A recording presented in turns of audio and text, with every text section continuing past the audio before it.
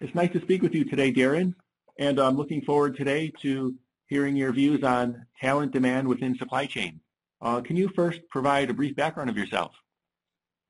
Yeah, basically, I'm within the healthcare industry, and I've been within the supply chain for 15 to 20 years, worked for-profit, not-for-profits on the buy and the sell side. And what makes a good supply chain leader?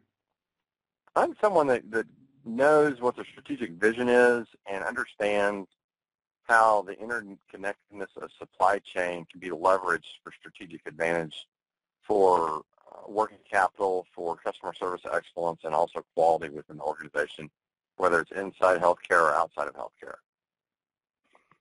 Can you talk about some of the good skill sets that are needed for a supply chain? Yeah, Dustin.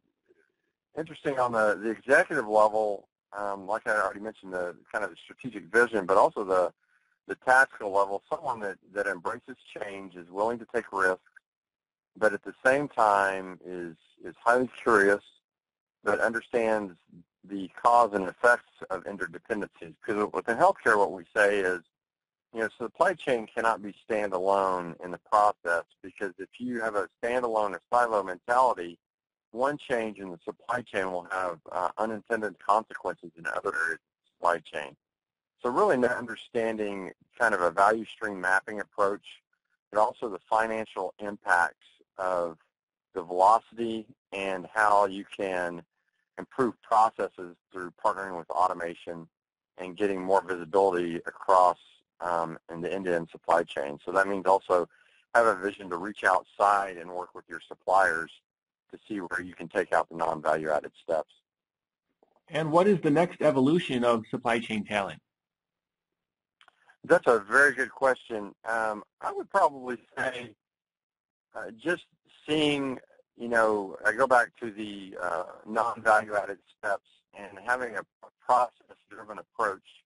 And it seems really that engineers do really well in supply chain because they have that good discipline and process management approach.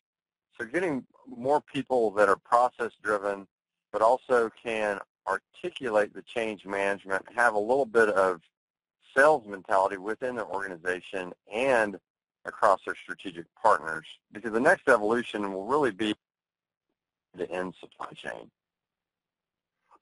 There was a little bit of a cutoff when you said, what was the next evolution? Can you repeat that? Yeah, I think someone that's able to look outside of their four walls, but also has a good process management approach. And,